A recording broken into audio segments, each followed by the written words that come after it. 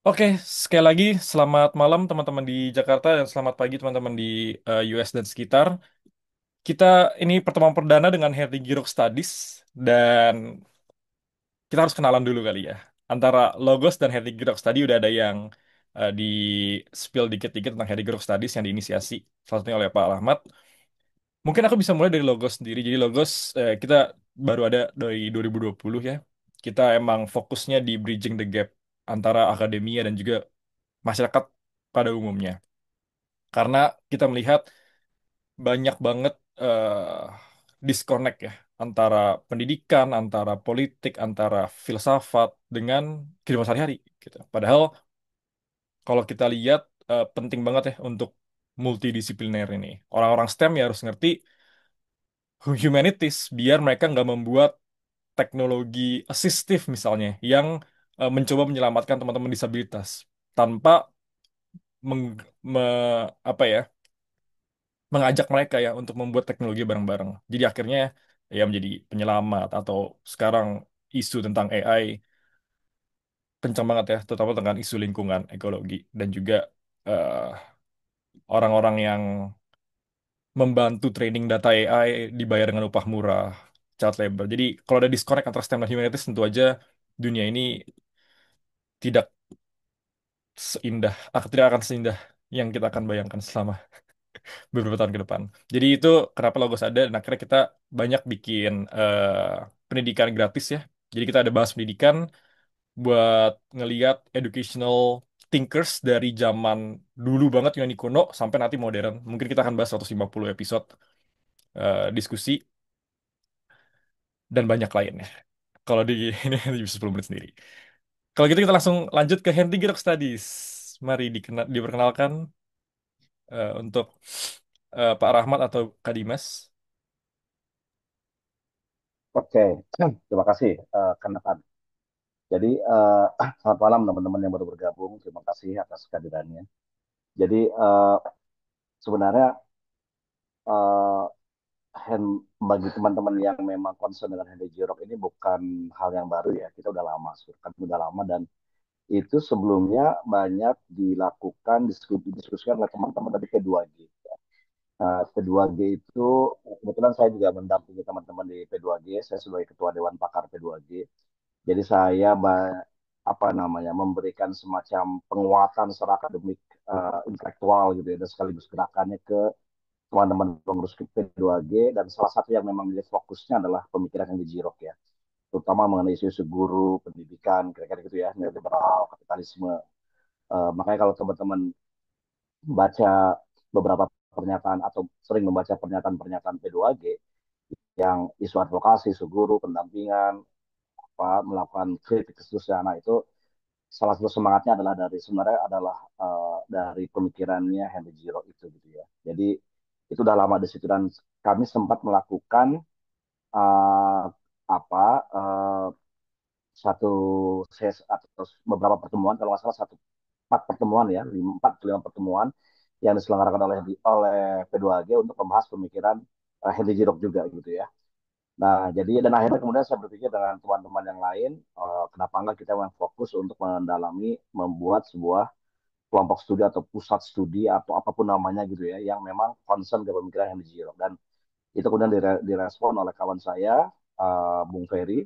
Bung Ferry adalah juga aktivis P2G dan dosen dari Medan, Unimed. Dan akhirnya kemudian saya mengajak beberapa teman-teman aktivis ya, ada dari guru, ada dari mahasiswa gitu ya, untuk yuk kita bikin sama-sama belajar pemikiran yang Jirok dan akhirnya kita bikinlah yang namanya Henry dan ternyata gayung bersambut Bung Nathan terima kasih sudah respon jadi saya kira Logos salah konsisten ya membahas pemikiran-pemikiran pendidikan dan memang itu yang kita tunggu ya itu yang kita harapkan karena memang di tengah hiruk-pikuk pendidikan di tengah hiruk-pikuk isu sosial politik kita perlu merefleksikan ya secara teoritik secara reflektif mengenai pemikiran, diskursus dan ini adalah satu kolaborasi yang sangat bagus sekali ke Bung Nathan antara Logos dan P2G dan kita bisa lanjut lagi tahap berikutnya dan teman-teman karena kalau kita lihat dari program kita ini bagus sekali. Ini kolaborasi yang dari mulai ada akademisi, ada mahasiswa pasca sarjana, ada guru, ya, ada aktivis dan ada pelajar, Bung Nathan. Ya, dia anak-anak pelajar, anak-anak SMA itu udah baca pemikiran Henry Giro ini luar biasa, exciting sekali. Jadi mereka udah mulai bisa berpikir progresif gitu kan, dan itu kan jadi modal yang sangat bagus ketika mereka ingin lanjut ke studi ke perguruan tinggi. Jadi ini sekaligus terima kasih Bung Nathan, dan kita bisa kolaborasi dan mudah-mudahan bisa lanjut di tahap-tahap berikutnya. Salam untuk teman-teman semua. Terima kasih. Thank you, Pak Rahmat. Wah, iya, senang banget sih. Tiba-tiba ada Hendrik Roksaris muncul pas aku lihat di sosmed waktu itu. Wah, ini yang diperluin ya. Karena teman-teman Indonesia di US pun mostly sukanya critical pedagogy ya. Tentu aja Freire kayak raja di sini. Dan ternyata dia perlu ada connect juga ke Indo. Dan aku mau promosi satu lagi sebelum aku mulai. Jadi kami di eh, kalau teman-teman di Kolombia lagi mau bikin namanya Deconstruct Indonesia. Jadi kita mau bahas pemikiran-pemikiran orang Indonesia itu sendiri. Jadi di sini ada banyak banget teks primer dari Muhammad Hatta, Tan Malaka, M. Nasrun, dan itu sangat bagus banget kayak ya M. Nasrun ngomongin tentang matrilineal di Minang segala macam. Jadi kita pengen diskusi khusus buat para pemikir Indonesia gitu ya. Jadi hopefully kita bisa preservasi semuanya, kita bisa sebarin secara gratis. Harusnya sih nggak ada copyright ya. Tapi kalau kayak Muhammad Hatta ada copyright, jadi kita nggak preservasi. Sisanya harusnya udah free. Jadi nanti kita akan bahas very detail di Indonesia sendiri. Karena menarik banget ya, kayak Bung Hatta itu pernah nulis tentang Zeitgeist, Hegel segala macam. Dan wah bagus banget. Oke, kita akan mulai kalau gitu. Oh ya, ini ada yang pernah ikut kelas ekskul ya. Iya nih, dulu kita ada cohort based course ekskul, tapi karena itu berbayar, jadi kayak agak ada konflik lah ya. Harusnya pendidikan gratis ya, walaupun bayarnya murah banget sih ekskul dulu. Oke, di sini aku akan coba share dari paper pertama. Semoga teman-teman udah dapat ya. Paper yang berjudul Public Pedagogy as Cultural Politics, Stuart Hall and the Crisis of Culture. Nah, ini dipublish tahun 2000 ya di Journal of Critical Studies. Dan menurut aku paper ini bisa merepresentasikan pemikiran Giroux ke depannya. Dan eh, iya, kalau dilihat dia udah mulai nuance, dia banyak menyentuh tentang dimensi-dimensi lain dalam eh, kehidupan ya, termasuk dimensi gender, dimensi disability gitu. Nah, tapi sebelum kita benar-benar masuk ke papernya, mungkin aku ada satu pertanyaan gitu ya. Eh, Kenapa sih Girox itu dan critical pedagogy itu penting? Nah, ini mungkin pertanyaan yang general yang aku pengen bawa. Aku pengen lihat juga bagaimana teman-teman tertarik ya akan critical pedagogy atau Girox pada specifically, dan bagaimana kita bisa nanti shift ya. Mungkin kalau ada yang mau chat juga boleh, kalau ada yang mau raise hand, ngomong tentang kenapa kita penting belajar Girox dan critical pedagogy gitu ya. Ayo monggo. Nah, di sini aku juga bisa masukin jawaban aku dulu kali ya, biar nanti kalau teman-teman yang ngetik. eh Critical pedagogy menurut aku sendiri penting karena sekarang udah terlalu besar pengaruh dari state controlled education. Jadi aku sendiri tidak pernah merasakan the state control education. Jadi dari SMP SMA itu eh, buku sejarah aku misalnya pakainya Recleffs dan Fleke ya, sejarah Indonesia modern dan Nusantara. Jadi aku kaget pas aku keluar dari bubble ini, ternyata sejarah itu orang-orang banyak yang nggak tahu tentang Tanjung Priok, tentang 65, tentang Papua saat ini gitu. Dan ada disconnect yang gede. Dan kalau kita belajar tentang sains itu juga nggak relatable ya. Kalau kita belajar mekanika fluida langsung diturunin rumus gitu. Padahal harusnya ada satu hal yang bisa membuat student itu resonate dengan pendidikannya sendiri. Jadi gimana ngebahas mekanika fluida ya resonate buat solving our problems atau our social problems sebagai satu community gitu. Itu kan eh, logika yang sederhana tapi tidak bisa ditemukan di sekolah-sekolah gitu. Nah, karena jadi terjun baca eh, Pasti Freire kalau aku awal-awal baru ke kritikal pedagogi dan ternyata kritik terhadap dunia politik itu sendiri juga keras banget ya karena kritikal pedagogi berangkat dari eh, Marxist economics theory dan itu ya gimana kita bisa eh, membahas ya primitive accumulation itu juga terjadi misalnya eh, sangat berdampak di pendidikan atau selanjutnya. Nah, ada nggak teman-teman lain yang mau sharing nih? Kenapa penting atau menarik mempelajari Girox dan kritikal pedagogi? Oke, tunjuk nih. Jangan ya. Kalau ditunjuk ya balik sekolah. Sebenarnya dari saya kan Nathan. Monggo, tadi Mas. Nah, oke. Kenapa kita perlu ya untuk belajar kritikal pedagogi? Eh, Kalau dari saya sendiri ya sebagai guru yang sehari-hari eh, berkecimpung di bidang pembelajaran, nah kita seringkali terbatas pada input-input yang nyaris tidak pernah berubah ya terkait dengan pedagogi.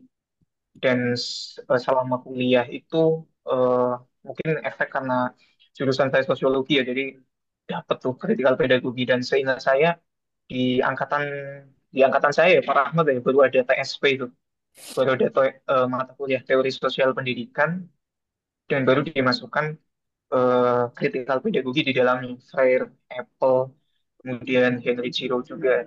Nah, sedangkan prodi-prodi pendidikan yang lain atau sarjana pendidikan yang lain mereka terbatas belajar teori pembelajaran yang selama ini kita konvensional ya, taksonomi Bloom, kemudian apa kalau di psikologi perkembangan seperti Zampiase, Albert Bandura.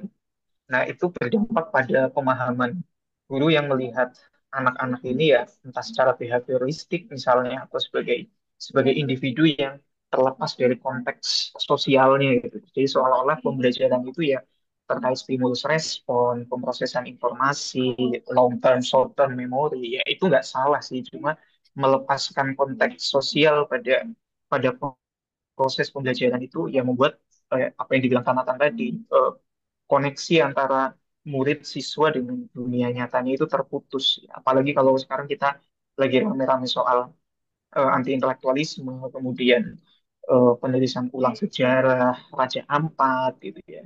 Saya ingat itu pernah pertama kali ngajar itu di suatu SMA swasta, mengajarkan ngajar materi ketimpangan sosial, kemudian menampilkan satu gambar yang satu gambar terkait dengan real estate yang berbatasan dengan kawasan kumuh. Ya, ketika saya tanya anak-anak, kira-kira dari gambar ini ada yang bermasalah nggak ya? Nggak ada, Pak. Kenapa nggak ada? Ya, benar aja yang punya duit bisa tinggal di real estate, yang nggak punya duit tinggal di kawasan kumuh gitu. Jadi nggak melihat aspek ketimpangan itu gitu. Karena memang sehari-hari mungkin mereka tidak tidak bersentuhan dengan masalah ketimpangan sosial. Nah, itu menjadi penting ya. Jadi kita yang sebelum kita jadi guru itu proses pembelajaran kita di perkuliahan di beberapa prodi itu tidak mendapatkan input kritikal pedagogi. Itu yang membuat ketika kita berada di sekolah ya orientasi kita adalah bagaimana anak-anak ini mendapatkan nilai yang tinggi, belum tekanan bukan tekanan ya, pemahaman orang tua tentang apa yang dimaksud dengan pendidikan. Ya pada akhirnya anak-anak belajar di SMA misalnya itu berusaha untuk persiapan menuju perguruan tinggi negeri misalnya, ketimbang mereka punya kesadaran kritis terkait dengan masalah sosial. Itu kan ada. Thank you. Thank you Kak Dimas. Oh, ini udah mulai nyentuh tentang shift tujuan pendidikan ya. Nanti dibahas juga sama Girox. Thank you. Ini di chat juga ada dari Kak Hafni. Perlu sebagai bentuk perlawanan dari grassroots dari akar rumput. Dari Kak Zaki juga ada. Tertarik sama pedagogi secara umum karena penasaran dengan kerangka berpikir dan rumusan yang penting untuk diingat sebelum mengambil keputusan dan kebijakan di konteks pendidikan. Kalau tentang demagog dan state control education system, maka alternatif kebijakan untuk membuka seluas-luasnya izin mendirikan sekolah. Niscaya membuka ruang untuk pemilik capital untuk mengeksploitasi masyarakat secara politik dalam kepentingan akumulasi mereka. Nah, merumuskan bagaimana caranya menjamin redistribusi kekayaan, pengetahuan, dan kesejahteraan melalui kebijakan pendidikan dimulai dari situ. Bagaimana gaji guru, kompetensi apa saja yang bisa diukur untuk menguji kelayakan tenaga pengajar, ilmu apa yang perlu diperlukan. Oke, ini pertanyaan penting ya dari Kak Zaki yang kita bisa discuss nanti. Mengapa perlu belajar kritika pedagogi? Rasanya perlu didasari pertanyaan yang lebih mendasar. Apa tujuan pendidikan dari Kak Dita? Yes, the aims of education atau the purpose of education itu yang nanti kita bahas juga. Oke, sip, teman-teman, thank you udah set expectation dari pertemuan perdana ini dan mungkin bisa kita bawa sampai ke pertemuan selanjutnya. Dan aku pengen ingetin di sini kita sangat menentang segala bentuk pelecehan, kekerasan verbal ataupun non-fisik seksual. Jadi kalau teman-teman ada menemukan eh, kekerasan di forum ini, bisa kontak Henry Grok Studies atau di Logos. Jadi kita bisa eh, membuat ruang aman ya untuk belajar tentang pendidikan. Jadi aku pengen tekerin itu. Oke, kita akan masuk ke Henry Girox. Siapa sih Henry Girox? Kenapa dia penting? Jadi Henry Girox itu sekarang profesor emeritus ya di McMaster University di Kanada, dan dia lulus dari beberapa universitas, dari Maine, dari Appalachian, dan terakhir mendapatkan PhD-nya di Carnegie Mellon. Dan background Girox sendiri juga menarik karena dia bukan dari keluarga yang super wealthy. Eh, dia dari keluarga kelas pekerja ya. Kalau dia menganggap diri dia sendiri juga sebagai kelas pekerja di podcast-podcastnya. Dan itu yang mungkin juga membentuk dia bisa memahami class struggle juga ya. Dan dia banyak terinfluence dari teman-teman Frankfurt School tentu aja. Dari John Dewey juga, dari Michael Foucault, Freire, Gramsci, Horkheimer, Stuart Hall yang akan kita baca paper sekarang, tentu aja Marx dan sebagainya. Nah itu lumayan menarik ya karena di sini dia menjadi jembatan juga ya antara eh, seorang pendidik pragmatis semacam John Dewey dan pendidik-pendidik revolusioner atau uh, quote-unquote radikal yang bareng-bareng coin the term critical pedagogy. Jadi critical pedagogy sendiri juga eh, termnya di amplified oleh Girox ya sebenarnya bukan sama Freire. Tapi dia bekerja bersama, mereka bekerja bersama lah ya. Oke itu background sedikit tentang eh, Henry Girox. Nanti teman-teman bisa baca juga di ensiklopedia. Banyak yang membicarakan tentang Henry Girox. Dan di sini aku eh, pengen coba kita membedah di paper tentang Public Pedagogy as Cultural Politics, Stuart Hall, and the Crisis of Culture. Ada beberapa paragraf yang aku mau tekenin dan kita akan bisa bahas lebih lanjut untuk kita mengerti secara konsep apa itu cultural politics gitu ya. Karena menurut aku sendiri kita harus eh, run through pemikiran dari dasarnya tentang cultural politics agar perbincangan ke depan bisa lebih eh, nggak abstrak ya, bisa lebih kontekstual. Nah, di sini aku highlight, kelihatan nggak ya kalau di highlight-highlight gini? Kelihatan ya? Oke. Yes, yang pertama adalah cultural politics in this discourse combines the study of symbolic forms and meanings with the study of power, or more specifically, what he calls the insertion of symbolic processes into societal context and their imbrication with power. Nah, di sini ada poin menarik di mana dia bilang symbolic forms and meanings. Nah, mungkin pertanyaan muncul adalah apa itu symbolic forms ya and meanings yang dimaksud oleh si Stuart Hall yang akan dipakai juga konsepnya sama Henry Giroux ke depannya. Nah, boleh teman-teman kalau ada yang mau berpendapat, ini kita benar-benar forum terbuka banget ya. Kita nggak ada yang lebih pinter atau nggak apa kok kita belajar bareng. Jadi feel free banget buat eh, ketik atau present. Apa itu symbolic forms and meanings dalam teks ini menurut teman-teman sekalian?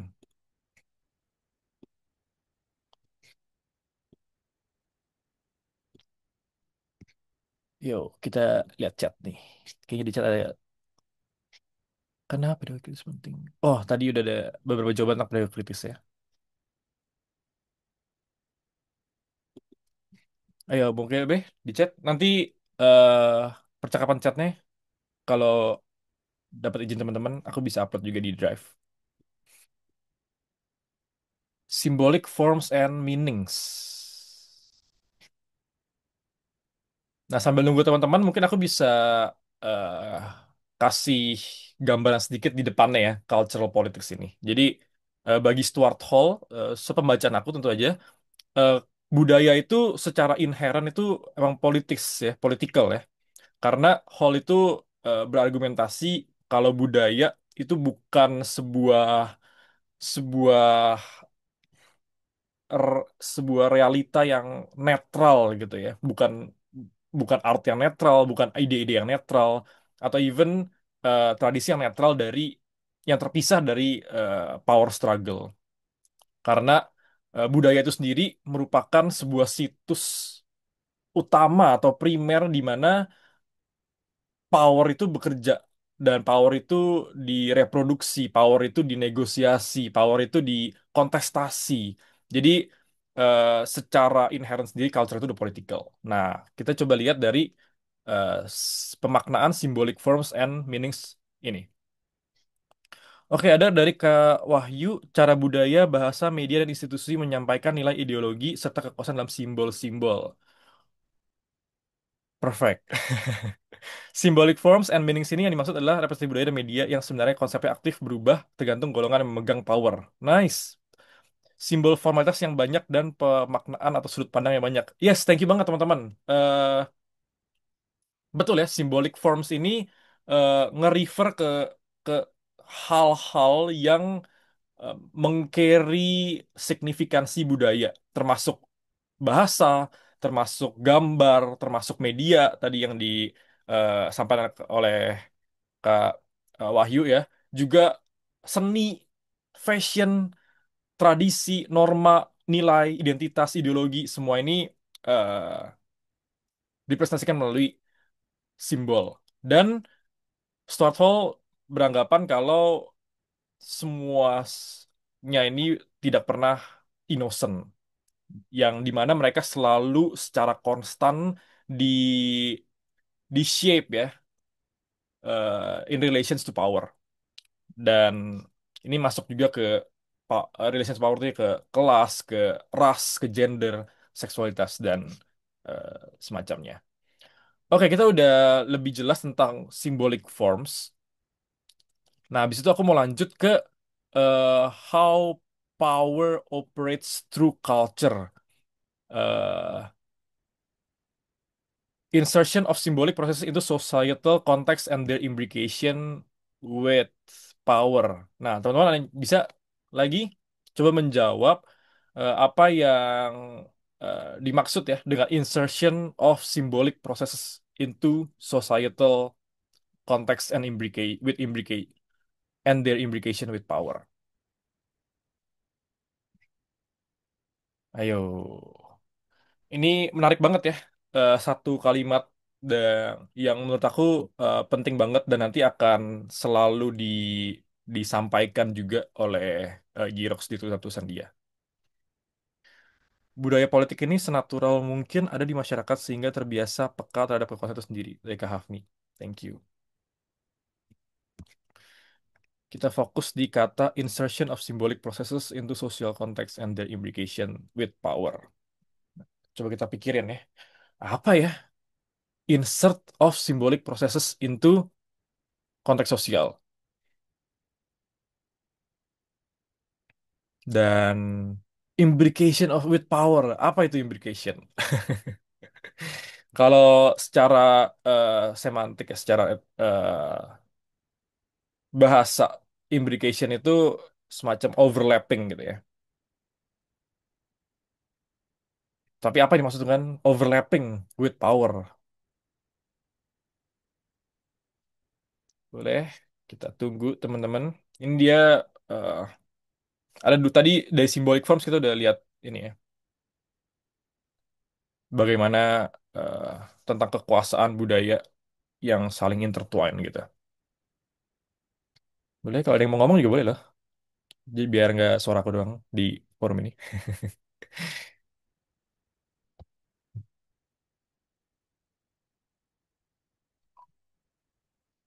Oke, sambil nunggu teman-teman mungkin yang masih ngetik. Jadi kalau aku bisa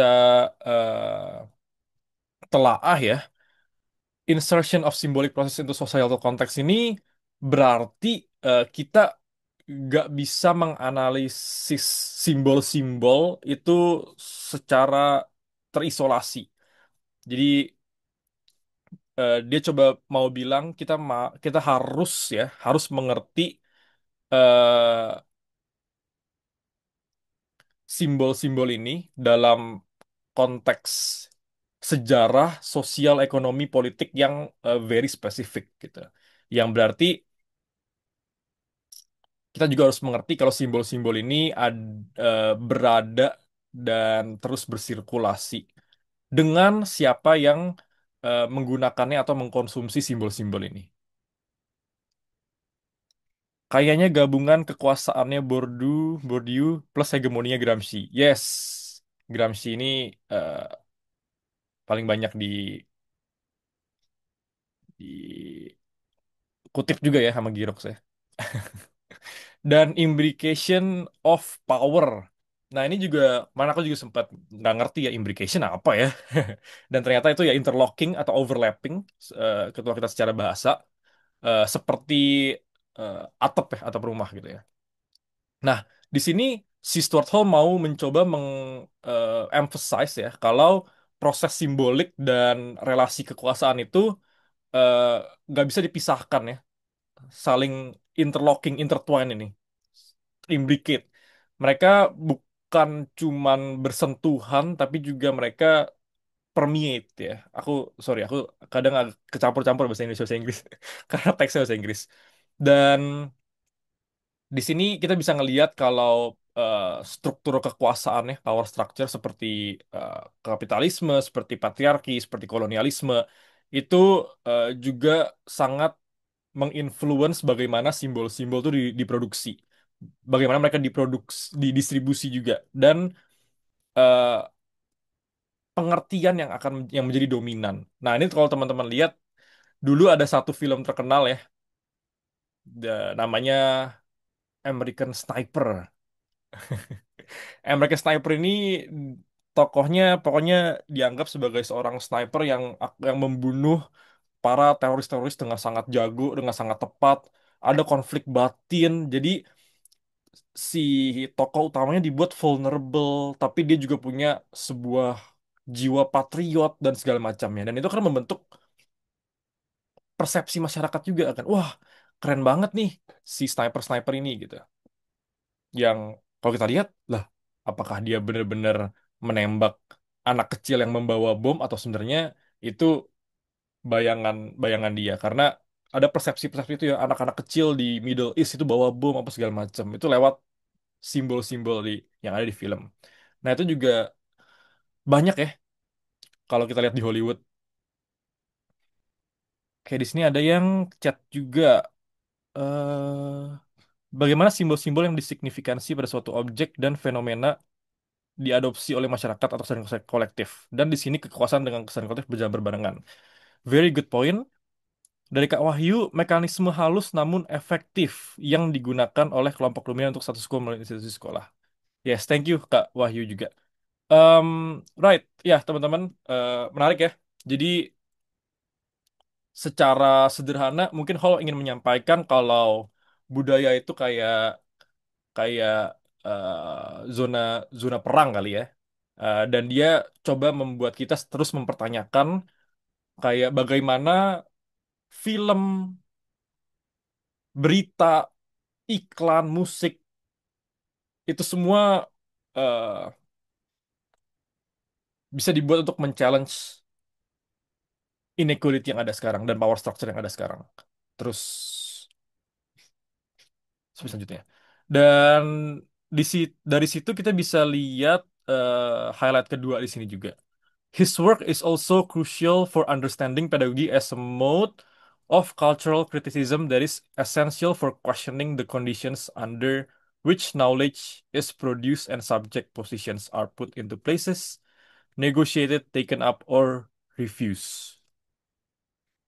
Nah, itu juga menggambarkan ya. Di sini dia masih belum secara gamblang ngomongin tentang agensi. Nanti kita coba run through. Dari sampai sini dulu, teman-teman ada yang mau berpendapat tentang culture politics? Ya, Oke, boleh saya menambahkan, boleh, Nathan? Mbak Rahmat. Ya. Eh, Pertama tadi menarik ya, ini tentang konsep implication of power ya. Eh, ini sebuah sebuah uh, konsep atau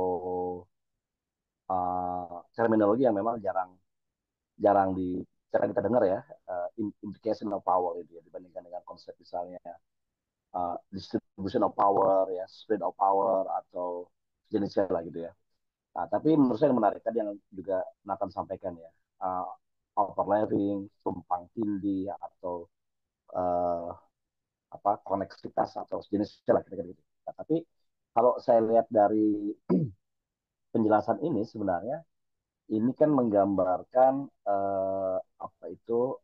bagaimana kekuasaan itu uh, apa um, menggambarkan bahwa kekuasaan itu beroperasi melalui jaringan-jaringan yang kompleks gitu ya, yang tidak linear gitu ya, yang tidak tunggal, tapi dia melampaui proses-proses misalnya melewati berbagai institusi, kemudian ideologi dan berbagai aktivitas sosial sehari-hari di masyarakat gitu ya. Tadi kalau ada yang menyebutnya uh, Foucault bahwa itu kekuasaan menyebar di mana-mana, kira-kira dalam bahasa yang lebih mudah Foucault itu begitu gitu ya, menjelaskan implication of power dalam Foucauldian itu bahwa kekuasaan menyebar di mana-mana gitu ya, di dokter, di sipir, penjara, di uh, dan seterusnya gitu ya. Nah, jadi menurut saya ini menarik gitu ya, menambahkan memperkaya cara pandang kita untuk melihat kekuasaan itu dengan terminologi yang ditulis di sini adalah yang disebut sebagai implication of power itu atau implication with power. Nah, itu pertama. Nah, yang kedua, nah ini yang menarik juga. Jadi sebenarnya sebelum lebih jauh di bagian berikutnya oleh Nathan, kan pertanyaannya kira-kira gini, kenapa Girox itu menulis tentang atau membahas tentang Stuart Hall, kira-kira gitu kan, ya.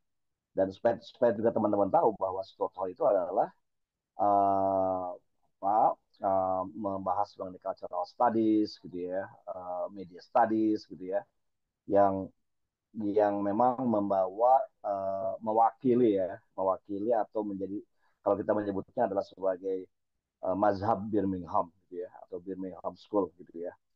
Nah, dan itu memang di bagian nah itu yang didiskusikan oleh kami di P2G dan di diskusi sebelumnya itu di salah satu fase pemikiran di Jiro itu adalah bagaimana dia bisa memetakan dan berkontribusi untuk menjelaskan mengenai cultural studies gitu ya, tapi beririsan dengan public pedagogi. Dan ketika membahas mengenai cultural studies itu, nah yang menarik adalah Giro itu reverse gitu ya dan memiliki concern untuk membahas mengenai pemikiran Stuart Hall. Nah, yang bagian berikutnya, maka di sini nih yang tadi Nathan sampaikan, his work is also crucial for understanding pedagogi. Nah, itulah yang kemudian dia menjelaskan di bagian itu tentang public pedagogi gitu kan. Yang ada kaitannya bahwa ini adalah apa? A mode of cultural criticism gitu kan. Nah, jadi menurut saya ini menarik gitu ya untuk menjelaskan bahwa untuk bisa menjadi background buat kita semua bahwa kenapa Stuart Hall, bagaimana posisi Giroux dengan Stuart Hall. Kalau kita mau kaitkan lebih lanjut lagi ada di bagian tentang Birmingham School misalnya. Nah, nanti baru kemudian salah satu pemikiran yang memang menjadi ciri khas dan kekuatan yang di adalah tentang public pedagogi. Dan itu pernah kita bahas ya, Nathan di grup kita ya, di grup Head Zero Studies tentang public pedagogi gitu ya, dan seterusnya. Dan kita memang membuat kita menarik ya, bahwa menjelaskan pendidikan tidak semata-mata mengenai soal soal instruksional, ansih gitu, tapi juga ada kaitannya juga dengan misalnya sini adalah cultural criticism gitu ya, kemudian dengan bagian-bagian yang lain. Jadi saya kira ini bagus di dua highlight ini Nathan memberikan pengkayaan buat kita mengenai konsep implication with power dan mengenai bagaimana Sword Hall berkaitan dengan pemikiran Jirok tentang public pedagogy. Itu bagus menurut saya. Terima kasih. Thank you, Pak Rahmat. Yes, aku jujur sangat tertarik ya dengan bagaimana Girox bisa coba pick pengertian tentang cultural politics yang menurut aku bisa di breakdown oleh kita bareng-bareng dan juga bagaimana itu bisa disambungin sama ke eh, pedagogi. Di sini ada chat lagi dari teman-teman sambil aku baca dari Kak Yovita. Aku pas dengar ini immediately kepikiran Fairclough critical discourse. Tapi aku mikirnya Fairclough ini mikir tentang language. Tapi kalau Giro tentang simbol digunakan untuk influencing and struggle power in a relatively non-conflict state. Simbol ini digunakan untuk menyuapi consciously or unconsciously ya. Dari Kak Zaki, kenapa kesannya paper ini membingungkan antara istilah pedagogi dan kerangka epistemologis yang disebarkan? Sederhananya metodologi. Tapi mungkin aku yang salah menginterpretasikannya. Bagaimana pengetahuan itu diperoleh atau diciptakan? Ini pertanyaan epistemologis. Kemudian bagaimana ia direproduksi dan didistribusikan? Ini pertanyaan pedagogis. Jadi bingung mungkin ada yang bisa meluruskan. Kadang ignorasinya konsep epistemologi ini masuk ke ranah politik kultural dan ujung-ujungnya ya konsep pendidikan yang memaksakan satu konsep epistemologi ya bukannya jadi demagog juga ya. Nah ini nanti ada di paragraf-paragraf terakhir ya tentang epistemologi tentang how to know what we know dibahas juga. Mungkin kita run through dulu. Mungkin aku akan coba lebih cepat karena baru dua kalimat udah 9:45 ya. Di sini 9:45 jam ya, beda 11 jam. Oke, selanjutnya ini juga ada satu highlight yang menarik. Educators are increasingly being pressured to become either servants or corporate power or disengaged specialists wedded to the imperatives of a resurgent and debasing academic professionalism. Nah, ini menurut aku penting untuk melihat apakah bagaimana kita bisa again resonate dengan ini ya. Nah, lalu aku pengen bawa percakapan lebih ke sebelum lebih panjang lagi. Jadi dia coba mengkritik beberapa diskursus juga dari Gitlin dan dari siapa namanya ini Rorty ya, Richard Rorty. Yang menurut aku penting sih, tapi kayaknya teman-teman harus baca sendiri dulu biar karena itu agak panjang. Dan di sini ditutupnya menarik ya. Thoughtlessly aligning himself with the right, Gitlin seems unwilling to acknowledge how the historical legacy of slavery, imperialism, urban ghettoization, segregation, and the extermination of Native Americans, the war against immigrants, and the discrimination against Jews, as it has been rewritten back into the discourse of American history, may upset a majoritarian population that finds it more convenient to blame subordinate groups for their problems than to have to acknowledge their own complicity. Nah, aku coba pengen teman-teman memikirkan bagaimana kita bisa melihat ini di kondisi Indonesia ya. Tentang historical consciousness dan tentu aja yang paling concerning sekarang ketika kurikulum sejarah mau diubah ya. Eh, Bagaimana kita bisa merefleksikan ini ke Indonesia. Nanti bisa kita discuss di pertemuan selanjutnya juga. Bakal ada pertemuan selanjutnya bakal ada fokus harusnya ke historical consciousness juga sih di situ. Di bab pertama ya. Yes, nah ini juga menarik. Dia ada mention this critic not only fails to recognize how issues of race, gender, age, sexual orientation, and class are intertwined, it also refuses to acknowledge the pedagogical function of culture in constructing identities, mobilizing desires, and shaping moral values.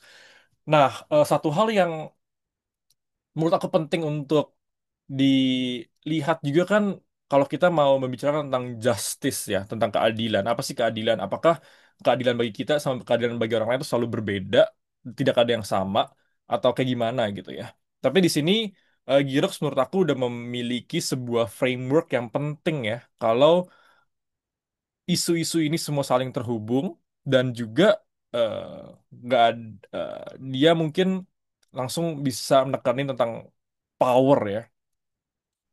Kalau ngomongin tentang ras, kita bisa ngelihat bagaimana misalnya orang ras Arya menganggap orang Jews itu lebih inferior, atau di Indonesia banyak yang menganggap ras tertentu lebih superior daripada orang-orang di Papua.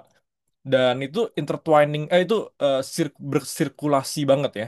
Dan kalau kita lihat dari orang Jews sendiri, orang Yahudi juga banyak yang menganggap diri lebih superior dari orang-orang Palestina gitu. Jadi ini adalah sebuah struggle yang kita nggak bisa lihat dari biner aja gitu ya. Juga tentang gender, sexual orientation, ini juga eh, menarik karena kalau teman-teman ikut kelas Logos, aku sempat bahas just before berkali-kali tentang bagaimana teman-teman queer bisa menganggap diri eh, lebih superior juga gitu. Tapi dalam isu tentang Palestina dan dia bahas tentang homo nasionalisme dan segala macam itu juga penting banget ya untuk melihat the power operates in the circulation of violence di dunia ini gitu. Dan Girox itu juga udah punya pemahaman yang sama akan eh, kompleksitas tersebut. Oke, lalu ya ini dia juga mengutip dari Stuart Hall lagi tentang by using the resources of history, language, and culture in the process of becoming rather than being, not who we are or where we came from, so much as we might become. How we have been represented and how that bears on how we might represent ourselves. Oke, selanjutnya ada. Oke, ini yang mungkin kita akan bahas lebih lanjut. Culture is the social field where power repeatedly mutates, where identities are in transit, and where agency is often located where it is least acknowledged. Oke, ini satu kalimat yang menurut aku kita bisa coba bedah sedikit ya. Aku pengen bawa ini ke teman-teman lagi, bagaimana teman-teman mengartikan culture budaya sebagai social field of mutation, dia bilang ya, mutasi, di mana identitas in transit dan di mana agensi seringkali located where it is least acknowledged. Menurut aku sendiri ini salah satu eh, kalimat penting ya untuk kita bisa lebih mendalam memahami tentang eh, pemikiran Girox. Mari kita chat-chat lagi, kita ramaikan chat atau eh, ngomong boleh, silakan. Kita start dari the first sentence ya. Culture is the social field where power repeatedly mutates, where identities are in transit, and where agency is often located where it is least acknowledged.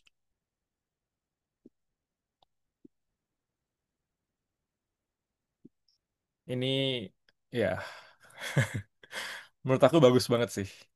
eh, Bagaimana dia coba kasih awareness kita ya tentang budaya itu sendiri.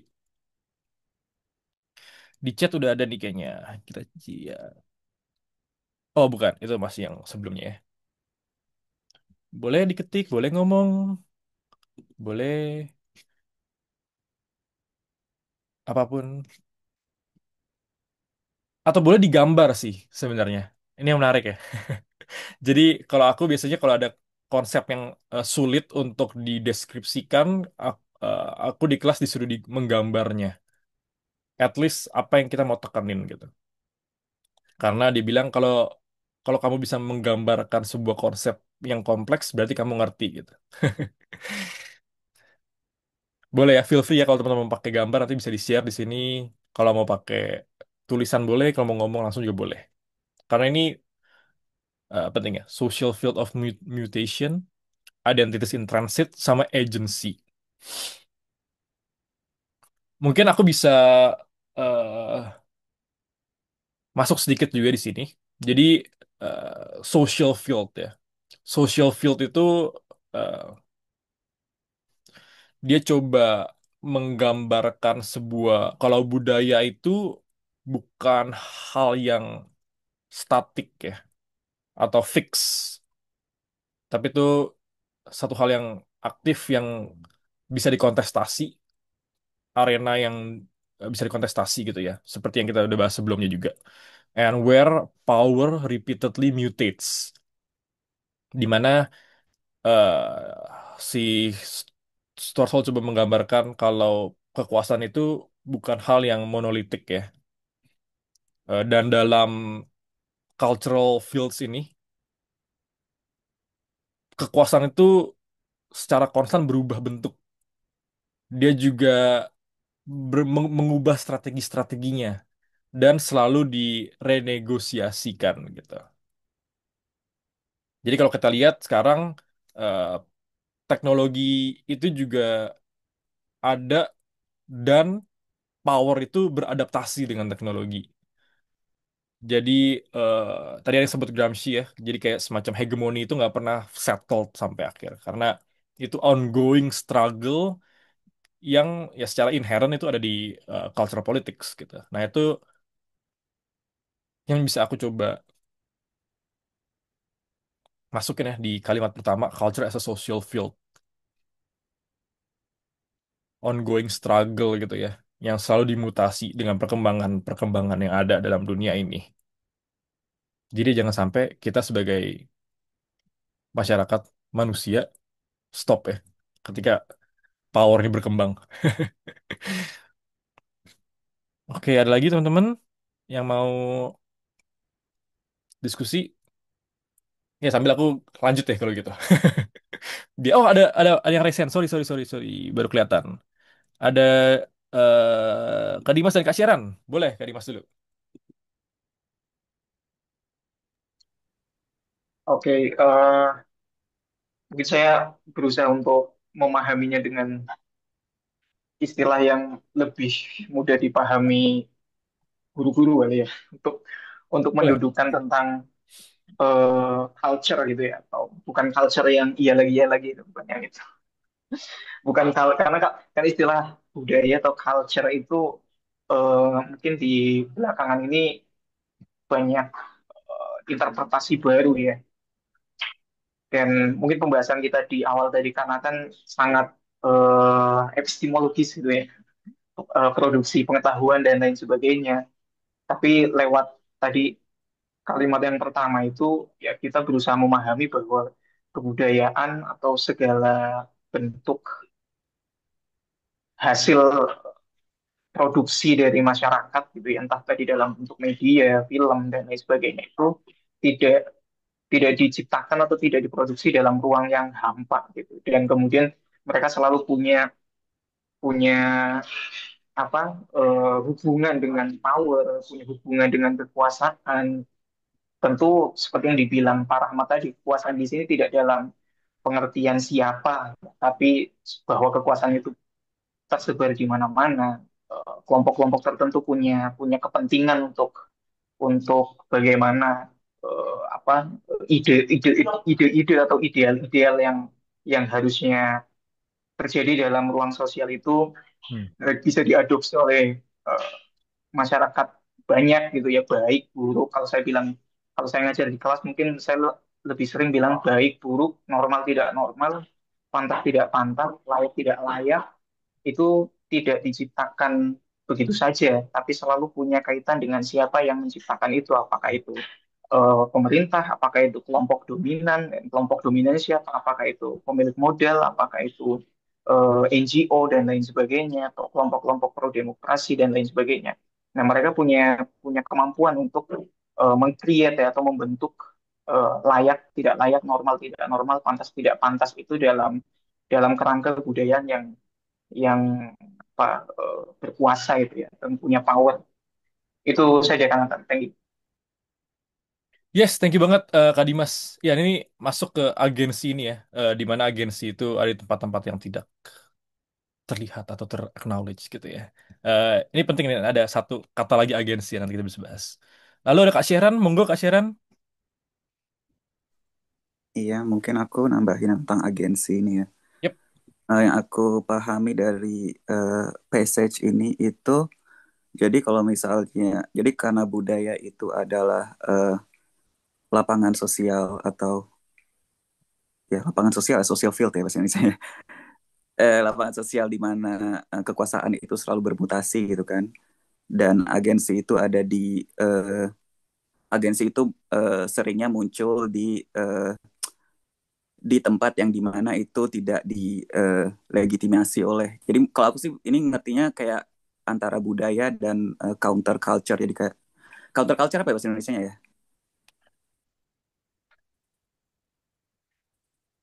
Eh, bud- Ya, anggapnya terculture. Culture gitu ya. Jadi misalnya kan kalau misalnya intinya sih ya. Jadi kalau misalnya budaya yang dominan itu jelas bagi yang eh, berpartisipasi di sana ya agensi apa yang bisa kita tentukan di sana soalnya mereka kan sudah tunduk dengan budaya dominan gitu. Jadi akhirnya kalau misalnya kita mau melihat agensi, biasanya agensi yang muncul itu juga mereka manifestasinya adalah di counter culture sebagai underground culture apapun itu gitu kan. Hmm. Mau itu ballroom scene kalau misalnya di queer culture bla bla bla gitu. Jadi kayak dan justru lah counter culture ini yang punya kapasitas untuk memberikan harapan untuk kita selalu refleksi gitu ya, apakah uh, budaya yang dominan ini sebenarnya uh, baik untuk semua, apakah ini adil gitu. Jadi kayak justru makanya kita sangat penting untuk selalu notice counter culture ini, kita selalu harus ngelihat ketika counter culture ini muncul, uh, kita harus menghargai itu gitu loh, karena itu tuh bentuk harapan bahwa semua tadi itu kayak budaya itu tidak stagnan gitu. Kan bahaya ya kalau budaya stagnan, berarti kan eh, apa penindasan juga stagnan gitu. Maksudnya penindasan juga ada terus gitu. Itu sih aku ngertinya. Thank you. Yes, thank you banget Kak Sheran. Bagus banget ya ambil konsep counterculture ini juga. Aku pengen bacain yang di chat juga dari Kak Wahyu, kultur adalah ruang di mana kekuasaan, identitas, dan agensi selalu dinegosiasikan. Agensi dipandang bukan sebagai atribut tetap, melainkan sebagai hasil dari perjuangan sosial. Hal ini membuka kemungkinan untuk perubahan sosial dan pembentukan identitas serta institusi baru yang lebih demokratis. Thank you Kak Wahyu. Dari Kak Ethan ya. Apakah passage ini mengarah ke asumsi bagaimana culture yang secara tradisional dimengerti sebagai sesuatu yang objektif, stable, namun jika dipahami dalam konteks power, maka dinamika culture ini dianggap sebagai konstruksi sosial yang selalu subject to change and contingent upon konteks sosial, politik, etc.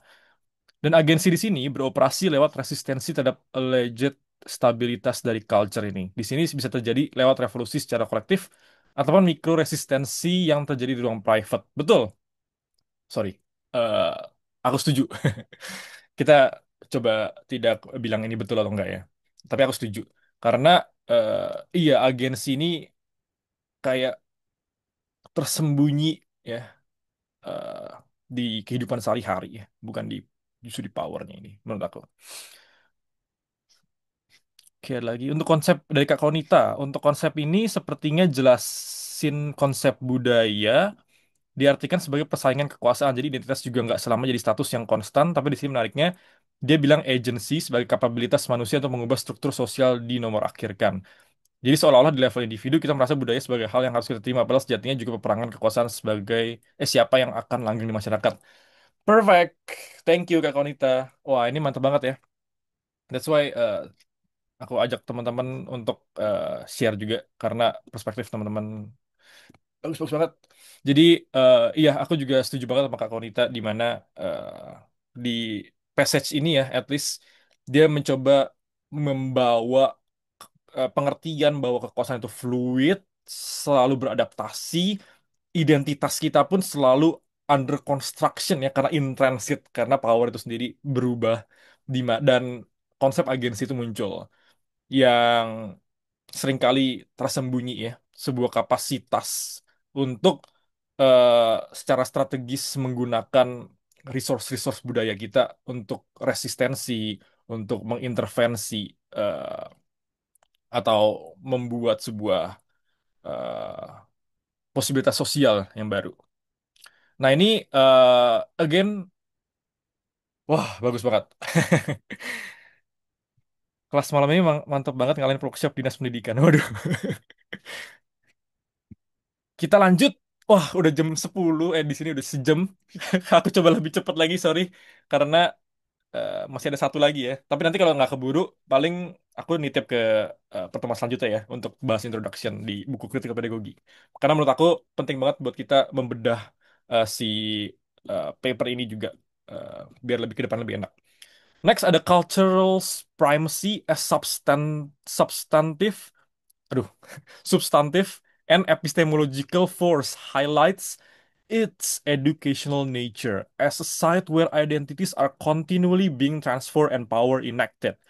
Within this context, learning itself becomes the means not only for the acquisition of agency, but for the concept of social change itself.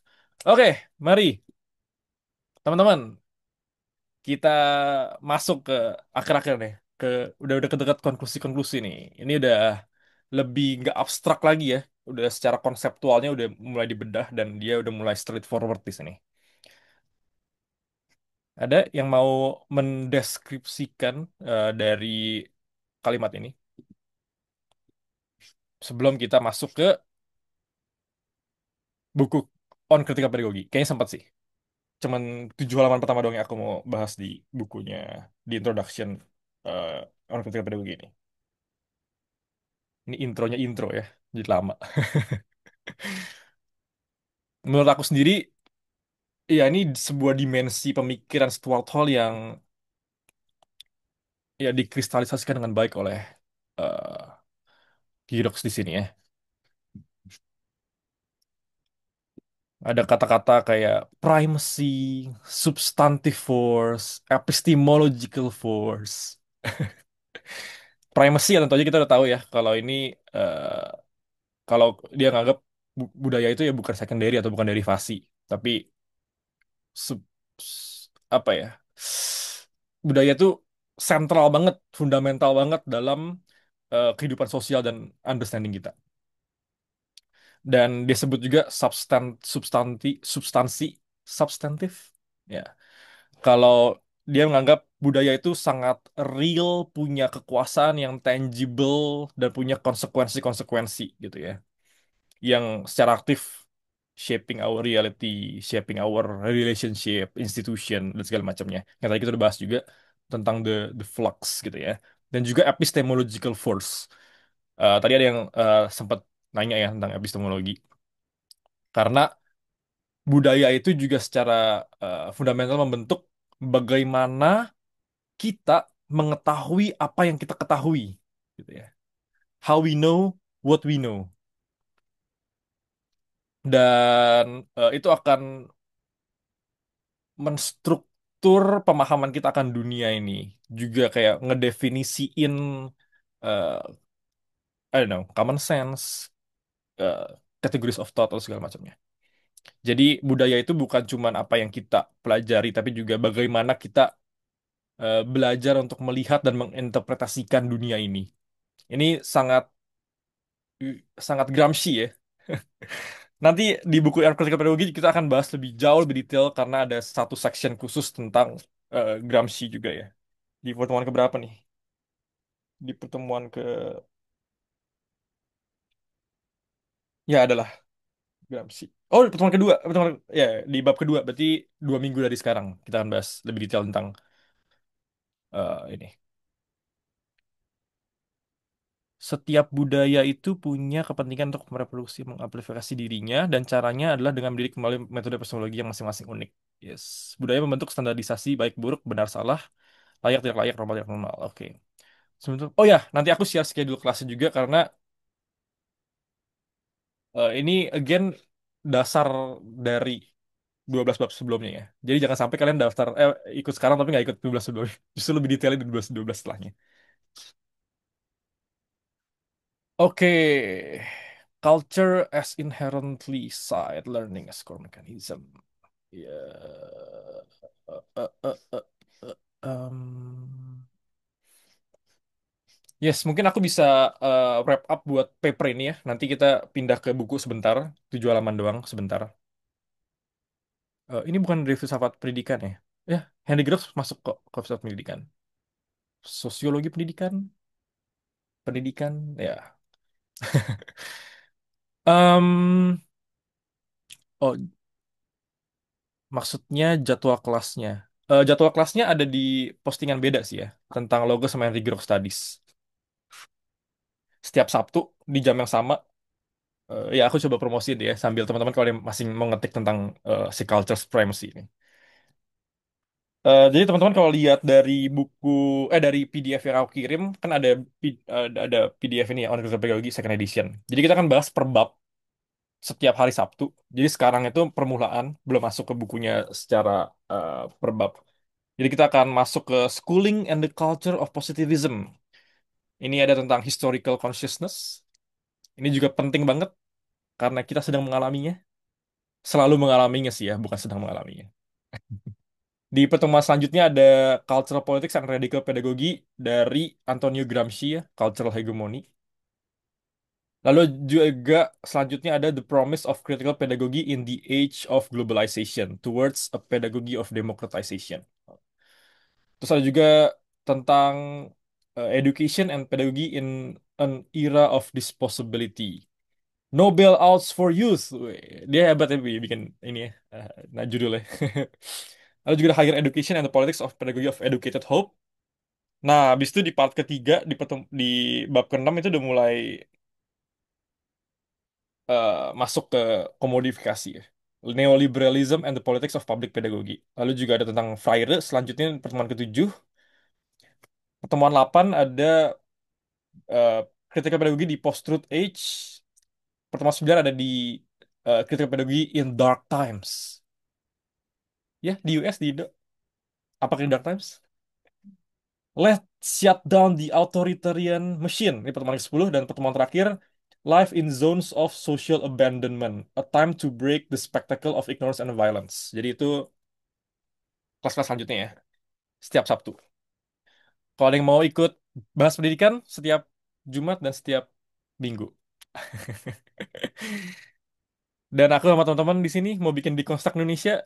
Coba kalau mau daftar di deconstructindo.versal.app. Di Instagram juga ada Deconstruct Indo. Buat bahas pendidikan Indo. Banyak banget ya. Ini berasa nggak kuliah, padahal PR-nya banyak nih di sini. Tapi kita saling sharing ya, biar nggak gatekeeping uh, knowledge di sekolah-sekolah. Dari Kak Ethan, karena proses pembelajaran, baik dari wilayah atau situs sekolah, media massa, pada dasarnya mengandung spesifik kultur, ideologi, dan totalitas realita yang ingin didistribusikan kepada tubuh publik. Maka di sini distribusi knowledge juga bisa digunakan atau direclaim sebagai alat social change instead of maintaining dominant power structure. Thank you, Kak Ethan. Ada juga kayak Kak Wahyu. Budaya bukan cuma soal adat, seni, atau tradisi, tapi juga tempat di mana orang belajar, berubah, dan membentuk siapa dirinya. Dalam budaya, identitas seorang bisa terus berubah. Dan kekuasaan itu dijalankan lewat cara-cara yang nggak selalu kelihatan langsung. Misalnya lewat media, sekolah, atau cara orang berbicara. Thank you, Kak Wahyu. Good point. Eh, eh, eh, Oh, ini ada yang pusat pendidikan. KHD mulu. Ya, nanti kita coba bahas SK Trimurti, Rahma El Yunisia gitu ya. Di bahas pendidikan, bukan di sini, sorry. Untuk paper yang dibahas di sini, sekarang apa sudah di-share di grup Logos, dan kira-kira untuk buku yang Kanatan punya, apa tersedia di Indonesia? Oh, aku kemarin kirimnya di email ya, jadi yang udah daftar eh, di website. Nanti tapi aku bisa share di grup juga sih, di grup Handicraft sama grup Logos ya. Mungkin ada yang ketinggalan. Dan bukunya sendiri aku nggak tahu ya di Indo ada atau enggak. Aku beli di Amazon sih kalau yang ini. Harusnya di Indo belum ya, karena masih mostly Freire dan Bell Hooks ya. Kalau ngomongin kritik pedagogi yang ada terjemahan yang setahu aku di Indonesia. Tapi nggak tahu, mesti dicek lagi sih. Oke, kita bisa wrap up untuk paper ini. 1 jam 15 menit. Jadi ada beberapa poin penting ya. Kalau pertama, education is culture politics, di mana eh, pendidikan formal itu cuman satu situs dari cultural pedagogi yang lebih luas lagi. Kita bisa ngelihat kalau media pop culture, seni, sosmed, itu mereka secara equal eh, jadi jembatan di mana Pak educators bisa shaping ini ya entity. eh dan ada harapan di critical pedagogi, the potensi untuk pembebasan, liberation, potensi buat transformasi demokratik yang eh, ada di critical learning. Bukunya ini nih ya, on critical pedagogy. Kalau mau di screenshot dulu Kak Mutiara. Dan ya, papernya juga ngomongin tentang social movement sebagai komunitas pembelajar dan perubahan yang epistemik dan praktikal ya. Nanti aku saranin teman-teman buat baca papernya lagi. Mungkin setelah ini bisa lebih nangkap lagi ya. Nanti aku juga pengen baca kedua kali sih. Setelah denger teman-teman, jadi pengen baca ulang ya. Oke, aku cuma bacain aja. Ini ada beberapa poin penting dari paper ini juga. Uh, at stake here is not only the call to link public pedagogy to practices that are interdisciplinary, transgressive, penting ya transgresif ya. Ini kayak bukunya Bellux nih, Teaching to Transgress, gitu. And oppositional, but also to connect such practices to broader projects designed to further racial, economic, and political democracy, to strike a new balance and expand what Stuart Hall and David Held have called the individual and social dimension of citizenship rights. Pedagogy may take many forms, but its deepest impulse is rooted in issues of compassion. Nah, ini satu keyword penting lagi ya, compassion. And social responsibility aim at deepening and extending the possibilities for critical agency, racial justice, and economic and political democracy. Dan terakhir, host call for a cultural politics necessitate a public pedagogy in which learning becomes indispensable to the very process of social change. And social change becomes the precondition for a politics that moves in the direction of a less hierarchical, more radical, democratic social order. Oke, ini powerful banget. Tapi eh, kita pindah ke buku order teknologi. Nanti kalau mau lanjut discuss, gas banget di grup Handy Gidos, di grup Logos, atau di grup manapun. Nanti aku share linknya ya. Atau kalau ada yang mau share link grup Henry Girox dan grup Logos juga boleh. Oke, semoga teman-teman bisa ngebuka buku PDF-nya On Critical Pedagogy. Di sini catatan aku di buku fisik ya. Jadi, oh mungkin sorry, sebelum aku critical pedagogy, mungkin teman-teman ada yang mau mem-wrap up paper ini sebelum kita tutup dari Stuart Hall, boleh?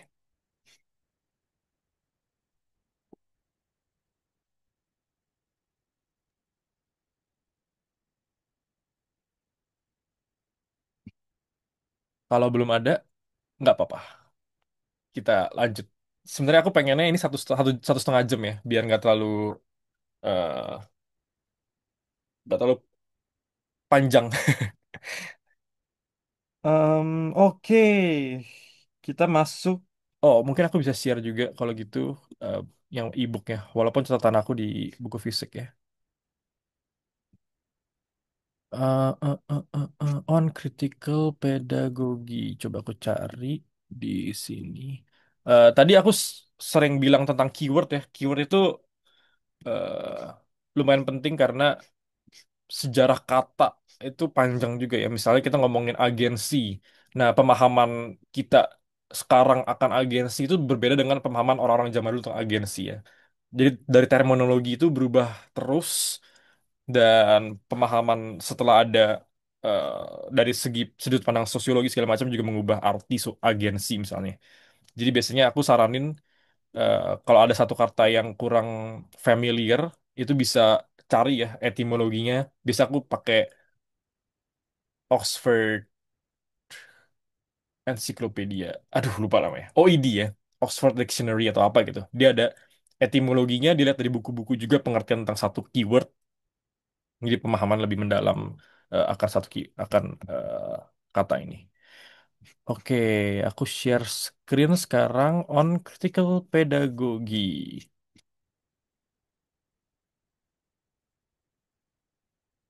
Oke, semoga gak terlalu lama. Seru ya kalau kayak gini jadi lupa waktu kadang. Oke, di sini dia Henry Girox coba eh, menekankan akan konteks esainya yang dia tulis selama 30 tahun ke belakang atau mungkin 40 tahun sekarang ya. Dan bagaimana hal-hal yang dia tulis itu sangat relevan juga di sekarang kalau di US munculnya Trump, waktu itu zaman Biden pun represi terhadap orang-orang Palestina juga masih gede. Dan kita bisa lihat di Indonesia juga relevan ya. Tapi aku mau masuk ke halaman kedua.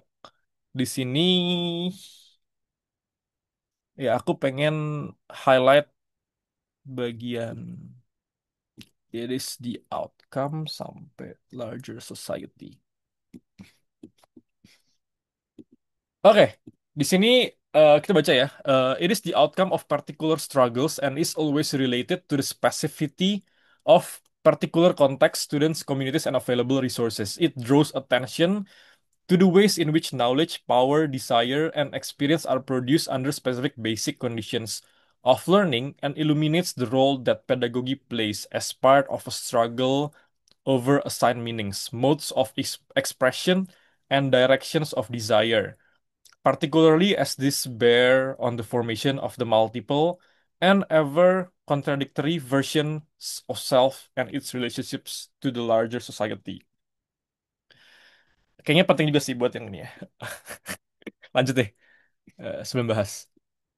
My view of critical pedagogy developed out of a recognition that education was important not only for gainful employment but also for creating the formative culture of beliefs, practices, and social relations that enable individuals to wield power, learn how to govern, and nurture a democratic society that takes equality, justice, shared values, and freedom seriously. Oke, dari dua, enggak sih, dari berapa kalimat ini, eh apa yang teman-teman tangkap ya? Aku pengen ajak discuss lagi buat di sini. Nathan, boleh saya Yes, menyambung boleh, ya? boleh, Mbak. Ya, ini juga menarik ya, menyambung juga merespon dari beberapa chat ya tentang apakah ini filsafat pendidikan, apakah ini sosiologi pendidikan, politik pendidikan, dan seterusnya gitu ya. Nah, ini menarik karena sering muncul pertanyaan juga sama di kelas-kelas saya ya. Misalnya Pak ini apakah hanya untuk guru misalnya gitu ya, ketika pedagogi atau yang digital ini apakah hanya untuk guru, untuk pendidik misalnya gitu ya. Uh, dan saya selalu mengatakan enggak gitu ya. Ini adalah melewati, melampaui background latar belakang apapun gitu ya. Dia dia pendidik, dia peneliti, dia aktivis buruh, nelayan, aktivis gender, aktivis LGBT dan seterusnya gitu ya, aktivis pertanian dan seterusnya gitu ya. Termasuk tadi pertanyaan-pertanyaan apakah ini ke topik tema A, disiplin A, enggak, ini ada pemikiran Jiro itu harus ditempatkan dalam spektrum atau dalam perspektif yang multidisiplin gitu ya, yang dia beririk tadi, dia beririsan sosiologi pendidikan, dia beririsan dengan cultural studies, dia beririsan dengan politik, bahkan Jiro itu membahas juga salah satu topiknya tentang film studies gitu kan. Ini kan menurut saya luar biasa karena apa? Karena kalau kita bicara soal film studies, itulah kita turunannya kemana? Turunan kita menuju kemana? Ke suatu hal juga. Dia bicara soal media, dia bicara soal cultural studies. Di dalamnya dia menjelaskan mengenai juga termasuk membahas mengenai pop culture misalnya gitu ya. Jadi uh, topik topik dan peta pemikiran Henry Giro itu menggambarkan irisan masing-masing. Ada irisan-irisannya gitu. Jadi membuat membuat kita kemudian terkoneksi dengan beberapa disiplin yang memang itu terkoneksi yang kita sebut sebagai multidisiplin. Nah, itu yang pertama. Yang kedua adalah ini menarik juga kalau kita lihat misalnya sekarang itu eh, beberapa beberapa disiplin yang ada itu juga menawarkan cara cara pandang atau perspektif yang lebih kritikal. Misalnya, ya, misal kalau teman-teman yang background hukum itu mulai muncul, udah agak lama sebenarnya, mulai muncul apa yang disebut sebagai critical legal studies, gitu ya, yang ingin melihat legal, gitu ya, perspektif legal, legal dari perspektif yang lebih kritikal. Memang dulu sudah ada yang namanya adalah misalnya apa itu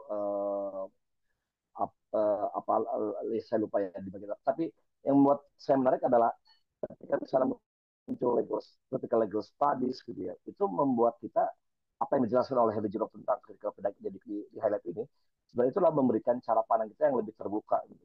Bahwa ini bukan semata-mata soal pendidikan, soal pedagogi, soal ruang kelas, soal dan tapi ini adalah isu publiknya. Apa kaitannya soal social justice, soal ketimpangan sosial, soal kemudian neoliberalisme gitu ya, dan seterusnya. Nah, misalnya juga ada kalau teman-teman lihat, yang menarik juga adalah mulai teman-teman di kalangan arsitek ya, arsitek itu mulai juga mereka memiliki yang disebut sebagai critical heritage studies, gitu ya. Apa kaitannya heritage dengan arsitektur misalnya gitu ya, dengan apa ornamen atau artefak apapun yang itu ada kaitan dengan mana? Dengan post colonial studies misalnya gitu ya. Jadi ada kaitan antara kita melihat critical heritage-nya, tapi ada aspek juga dengan misalnya dengan post colonial studies. Gitu. Ini adalah legacy dari post colonial dan seterusnya gitu ya. Nah, ini yang menurut saya menarik adalah membuka cara pandang kita untuk lebih melewati sekat-sekat disiplin tertentu gitu ya. Dan ini kan bagus dari kita ya bahwa kita dari diverse background, aktivis, NGO, akademisi dan student dan seterusnya dan dari background disiplin itu membuat kita sebenarnya Girox itu membawa kita untuk melewati, melampaui apapun latar belakang kita gitu ya. Dan itu menurut saya menarik. Nah, kalau baca di sini sebenarnya kan lihat di sini kan misalnya dia latar belakang konteks secara student, communities gitu ya. Ya kalau kita di sini adalah aktivis teman-teman aktivis NGO gitu kan, yang memang kita berkepentingan dengan isu yang isu-isu publiknya gitu. Jadi kalau kita misalnya merujuk kepada tulisan-tulisan Burawoy ya tentang public uh, public sociology misalnya, itu kan bagaimana isu-isu ini adalah ini bukannya soal semata-mata soal pendidikan ANSI gitu atau guru atau pendidik atau dosen ANSI atau mahasiswa, tapi ini adalah kita tarik ke dalam level yang lebih luas soal apa? Soal ketimpangan sosial, soal social justice, soal kemudian climate change misalnya gitu ya, dan atau misalnya soal gender oppression misalnya dan seterusnya gitu. Jadi menurut saya uh, ini bagus sekali sesi ini untuk membuka cara pandang kita melewati, melampaui apa yang kita pahami sebagai pemikiran kritikal pedagogi tersebut. Terima kasih. Yes, thank you, Pak Rahmat. Aku jadi kepikiran tadi Pak Rahmat sempat nyebut tentang hukum. Jadi aku udah satu link yang teman-teman bisa save nih. Jadi ini kelas di Fakultas Hukum di Columbia, Contemporary Critical Thought. Jadi kalau teman-teman tahu kayak Gayatri Spivak, Subaltern, tahu Cornel West segala macam, nah mereka ini selalu ngajar di kelas CCCT. Jadi ada 13 pertemuan, setiap pertemuan beda-beda expertnya, dan mereka kan bahas dari Foucault, dari Marx, dari eh, praksis Nietzsche, abolition, dan segala macam. Itu semua ada gratis, eh, super duper bagus, engaging. Kemarin aku habis ikut yang Kohei Saito juga kayak gila. Ngomongin di growth ya, itu bisa masuk juga karena dia juga banyak nyentuh tentang critical teori ya, bukan pedagogi secara pendidikan tapi critical teori. Tapi nyambung soalnya, pasti nyambung. Oke, aku lihat dari teman-teman di sini ada Kak Muhammad Rifki. Berhubungan dengan politik dan politik akan mengatur hampir seluruh sendi kehidupan, maka penting melek politik. Itulah pentingnya mempelajari pendidikan kritis. Karena akan berhubungan juga dengan culture atau budaya dan yang dibentuk power dan agency. Oke, thank you. Kak. Kaitan di sini ketika pedagogi berupaya untuk mengimajinasikan realitas sosial di mana formasi kepribadian, the self, dan aspek assign meanings, modes of expressions, and directions of desire dapat mengkonstruksi subjek-subjek yang secara keseluruhan memproduksi a democratic society yang preserve dan cultivate nilai-nilai equality, justice, shared values, and freedom. Oke, nice. Pendidikan adalah medan tempur, tempat makna, hasrat politik, dan identitas yang diperebutkan, bukan sekadar tangga untuk dapat kerja. Ironisnya justru penekanan buat dapat kerja ini yang masuk ke peta perjalanan pendidikan Indonesia ya. Oke, apa purpose of education kita? Industri. Kak Zaki, Kohei Saito musuh akumulator dunia. Wah ya, Kohei Saito ini banyak banget nih musuh-musuhnya. Apalagi di US. Di growth communism. Oke, thank you teman-teman. Aku coba masuk ke selanjutnya. Ini seperti 10.30. Nanti di babak pertama semoga di banyak bahas juga. Habis itu ada satu yang penting juga di halaman ketiga di sini ya. I develop a theory of critical pedagogy. Bentar aku highlight dulu.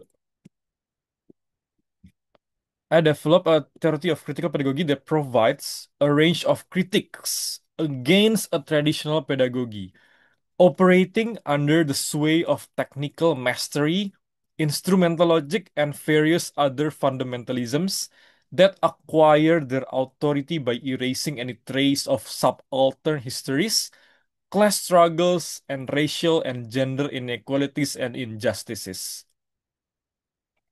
Di sini udah eh, kelihatan seberapa penting pemikiran Girox ya. Karena dia menyadari ini semua dan bisa mengkritisi tradisi pedagogi yang kita alami juga, tentu saja. Purpose pendidikan Indonesia industri tapi nggak ada industrinya. Oke, lalu juga ada. Oke, ini halaman kelima kita gabung aja jadi satu biar eh, tidak terlalu panjang. Di sini aku mau highlight ini ya. I believe it is crucial for educators not only to connect classroom knowledge to the experiences, histories, and resources that students bring to the classroom, but also to link such knowledge to the goal of furthering their capacities to be critical agents who are responsive to moral and political problems of their time and recognize the importance of organized collective struggles. Nah, ini mungkin salah satu purpose of education menurut Girox ya, praksis-praksis. Buat ngelinking pengetahuan dengan goal untuk menjadi agen-agen kritis yang responsif ke masalah moral dan politik dan merecognize apa itu recognize? Ya, recognize seberapa penting organized collective struggles. Di sini kita udah bisa lihat ya bagaimana critical pedagogy itu sangat outward looking. Jadi kalau kita membayangkan pendidikan itu multi-layered ya, multi-spheres gitu ya. Critical pedagogy ini mencoba membawa the core of education ke luar, ke bagian akhir, layer-layer terakhir. Dan ini juga yang eh, akan menjadi kritik sedikit terhadap critical pedagogy. Karena the core itself itu juga harus dimengerti dengan dalam. Misalnya, kita ngomongin tentang violence, kekerasan. Ya, kita juga harus mengetahui apa itu kekerasan, bagaimana kekerasan itu bekerja. Itu masuk ya nanti ada eh, the theory of grievability segala macam. Nah ini yang para pendidik kritis gak terlalu masuk ke secara konsep karena mereka sangat outward looking. Tapi that's why para eh, pemikir mostly pemikir transqueer ya mereka menekankan itu penting juga biar ketika kita udah outward kita nggak mengekskluding yang lain gitu. Walaupun di Girox ini udah sekarang udah itu bagus di Girox ya. Dia udah menyentuh ranah-ranah core-nya ini juga sekarang. Karena dia masih hidup kalau Friday udah keburu meninggal ya. Jadi mungkin Dia waktu itu masih zamannya bell hooks ya, dikritik bell hooks, tapi nah interestingly critical pedagogy ini orang-orangnya sangat terbuka dengan kritiknya. Walaupun Freire dikritik sama bell hooks, tapi akhirnya Freire setuju ya sama engage pedagogi bell hooks. Begitu pula dengan Girox. Girox tuh juga dapat banyak kritik, tapi dia juga terus eh, coba quote unquote perfecting the critical pedagogy. Nah, di sini aku juga mau tekenin ada the growing of prevalence of variety of media. Tadi seperti mention media studies, bagaimana media itu bisa menjadi sarana ya, eh, in both ways untuk printing cultures atau challenging the cultures. Habis itu juga ada ini ya, dia bilang un-American behavior. Ini lumayan menarik sih. Jadi kalau ada yang attacking para kritikus yang mengkritik kekuasaan, sejarah, polisi segala macam itu dianggapnya sebagai lu antek asing. Ini antek asing versi Amerika ya, un-American behavior. Mirip-mirip kan? Karena cara kerja, how it works, mirip-mirip lah. Saling belajar mereka juga. Ini juga ada dia ngomongin tentang neoliberal pedagogi. Ini juga satu keywords penting yang nanti sepanjang buku ini juga akan terus-terusan di amplify ya sama Girox. Nah, itu introduction sebenarnya pertemuan kali ini. eh yang aku mau coba tekanin. Nah, sebelum di wrap up, mari kita berdiskusi sedikit, bukan berdiskusi, berefleksi ya. Apa yang teman-teman eh, tangkep so far tentang kritikal pedagogi, tentang Girox, dan apakah ada pertanyaan-pertanyaan yang terngiang-ngiang yang nanti kita coba kumpulin dan kita akan coba bahas lebih dalam di pertemuan selanjutnya sama teman-teman yang lain ya. Ngomongnya pendidikan ini dibikin industri. Apakah ini saatnya menabrakkan kritiknya anak-anak Marxis terhadap Girox yang menekankan hyperfocus on culture? Oke, ini juga jadi pertanyaan yang bisa kita diskusikan. Tadi Kak Dimas mau bersuara? Oke, sedikit kan. Mungkin ini nanti yang akan kita bahas ke depannya ya. Jadi tujuan pendidikan yang ditawarkan Henry Giraud mungkin mirip seperti Freire ya sebagai pendahulunya gitu ya. Jelas bahwa Giraud atau pedagogi atau pendidikan itu sendiri berupaya untuk mengakomodir kesejahteraan sosial, keadilan sosial, kemudian berpihak pada kelompok-kelompok rentan dan lain sebagainya. Tapi kemudian yang menjadi challenge ya, saya nggak bilang itu apa kelemahan ya, tapi challenge buat critical pedagogi untuk masuk ranah diskursus pendidikan dan pembelajaran guru-guru di Indonesia adalah critical pedagogi itu mungkin karena sedikit dibahas di beberapa kampus, tidak menjadi salah satu bagian dari mata kuliah pendidikan juga.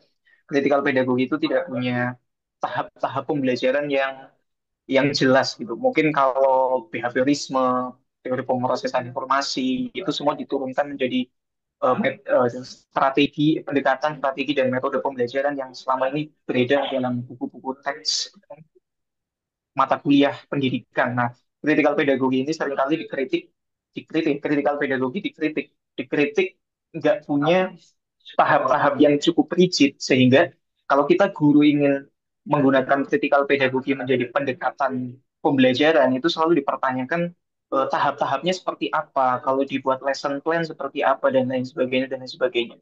Nah, saya pernah mengajukan itu karena pernah mempertanyakan materinya pengawas sekolah. Jadi pengawas sekolah itu dari dinas pendidikan dia presentasi lah soal soal strategi pembelajaran, jadi guru nggak boleh terlalu banyak ceramah dan lain sebagainya. Terus kemudian saya bertanya gitu kan beberapa teori-teori itu kok tidak ada kritikal pedagogi sebagai salah satu teori alternatif di dalam teori pendidikan gitu. Nah, tanggapannya pengawas sekolah adalah Pak Dimas ini sudah mempraktekannya atau belum? Tahap-tahapnya seperti apa? Nah, itu yang sering kali dipertanyakan. Saya juga nggak yakin pengawas sekolah ini paham pertanyaan saya. Tapi yang selalu dipertanyakan adalah tadi, critical pedagogy tidak punya tahap-tahap yang jelas, yang kemudian ketika kita membuat lesson plan itu, dari mulai pendahuluan sampai inti pembelajaran itu seperti apa. Sebenarnya ini rezim administrasi yang nggak begitu penting sebenarnya. Cuma seringkali itu yang jadi problem ketika kita berusaha mengajukan satu alternatif perspektif soal pembelajaran dan pendidikan ke guru-guru nih. Nah, mereka akan kemudian balik bertanya, tahapnya seperti apa, apa yang harus diperlukan gitu kan. Eh, Kalau nggak salah di sini kan ada senior saya Pak Wahyu Munanto, itu dia kan punya buku sosiofotografi. Nah, misalnya menggunakan media fotografi untuk mengcapture masalah-masalah sosial gitu ya. Atau kemudian di pembelajaran saya nanti saya bikin webinar tentang femisida misalnya hubungan terhadap perempuan gitu dan lain sebagainya. Itu kan sebenarnya bisa digunakan. Tapi kembali lagi yang menjadi challenge bagi teori kritis atau critical theory tadi udah sempat saya mention di chat itu adalah kalau kita sudah mampu mengurai permasalahannya, lantas tindak lanjutnya seperti apa? Itu yang akan selalu dipertanyakan oleh orang-orang atau pihak-pihak yang mungkin kurang sependapat pada critical theory. Terima kasih. Thank you, Kak Dimas. Ya, menarik dan penting. Eh, aku juga lagi bikin paper yang masukin critical pedagogy dikit tentang implementasi salah satu critical pedagogy ke lesson planning gitu ya.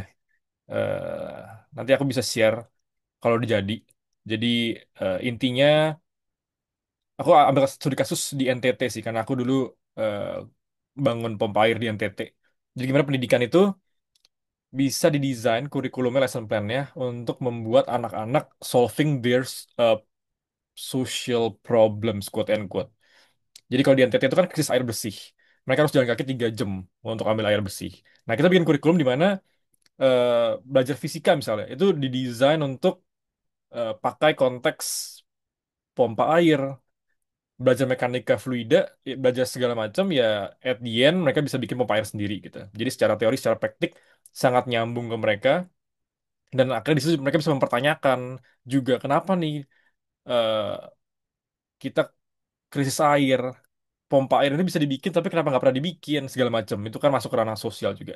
Jadi aku lagi bikin sebuah framework menjadikan salah satunya kritika pedagogi lebih terstruktur yang bisa masukin juga ya, yang bisa dicapai. Tapi ya work in progress. Ternyata banyak challenge. Yang aku dapat so far, oh dari kasonya ya, kayak aku dapat so far dari Girox ini tentang cultural responsive ya. Terus tujuan pendidikannya lebih humanis seperti pemikiran kritis dan agent of change to help each other. Tapi tantangan dari pemikiran Girox untuk masuk ke sekolah hanya akan jadi hidden kurikulum karena kurikulum utama ditentukan oleh pemerintah. Yes, kalau di sekolah negeri pasti kayak gitu ya. Mungkin bisa melirik sekolah-sekolah swasta eh, yang inklusif ya, yang nggak mahal. Pendidikan humanis dan demokratis. Pendidikan kurikulum merdeka tujuannya itu, tapi somehow pas praktek malah jauh dari tujuan. Konsep pedagogi kritis sering disalah-tafsirkan sebagai agenda politik tertentu, sehingga kerap dipolitisasi oleh pihak yang ingin menjaga narasi, kok hilangnya? Oh, narasi tunggal, misalnya nasionalisme, Pancasila, ataupun nilai-nilai agama konservatif. Ya emang nggak sih, apa yang nggak agenda politik sekarang. Dari Pak Wahyu, bisa aja Pak Dimas, tapi bener sih kritik pedagogi itu kudu sesuai lingkungan tempat ngajar sama skill yang kita punya. Kebetulan yang sesuai sama saya dan siswa saya fotografi. Yes, ya kemarin aku sempat discuss juga sama beberapa teman di sini. Salah satu challenge buat mempraktekkan gitu ya kritik pedagogi kalau mau dipraktekkan di Indonesia adalah pemahaman gurunya sendiri gitu ya. Karena guru itu udah punya banyak beban ya.